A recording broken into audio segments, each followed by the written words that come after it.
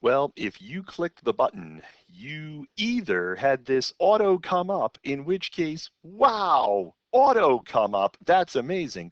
Or you said, gosh, I love proportions, but I wish that there were more of them, more ways for me to see how to solve a proportion just to drive the point home. And in that case, I am glad to be helpful. Consider the following. A baseball coach can buy 6 caps for his team at a cost of $50. How much would the coach pay to buy caps for all 21 players on his team?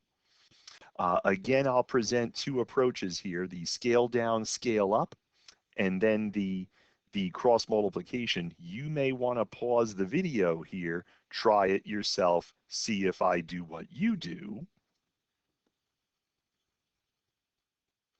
So the thought here is it costs $50 for 6 caps.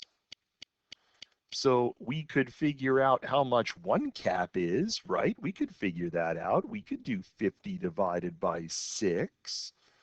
50 divided by 6 is $8.33, right? It's repeating cents, right? That repeating matters. We don't just cut it off at the cents place, because then we've got to scale up. We got to buy 21 caps. So in the same way that we divided by 6 here and divided by 6 here, we're going to multiply by 21 here. We're going to multiply by 21 here. So when we multiply by 21, this turns out to be $175 for 21 caps. This is the scale down, scale up approach, where this is the unit rate. More savvy middle school students will recognize that if it costs $50 to buy 6 caps, we need some cost for 21 caps. And again, this is dollars per cap, dollars per cap. We compare equal things with equal things. And so we cross multiply. 6 times C is whatever 50 times 21 is. That's 1,050. And so C is $175. The process is the same with all proportional thinking.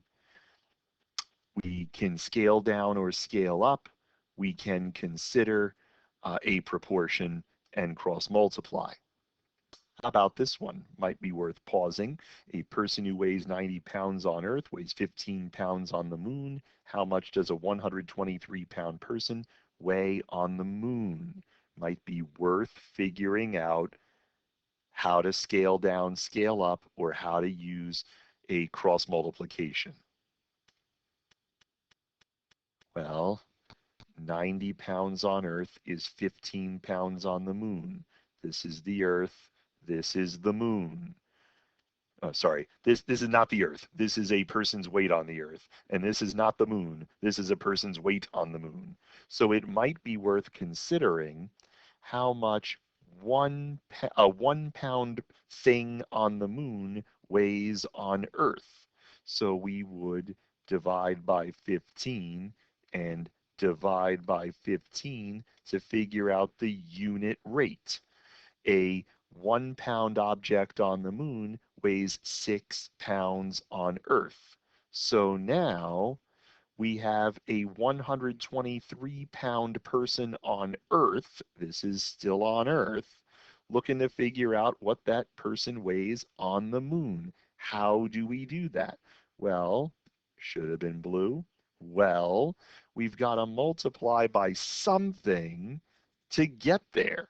We multiply by 123/6. And so here we're going to multiply by 123/6. And 123/6, your calculator will tell you, is 20.5 pounds.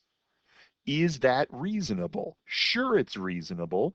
123 is about a third bigger than 90, so we need something that's about a third bigger than 15, and it is. Why? Because when we graph proportional relationships, 90 pounds on Earth is 15 pounds on the moon,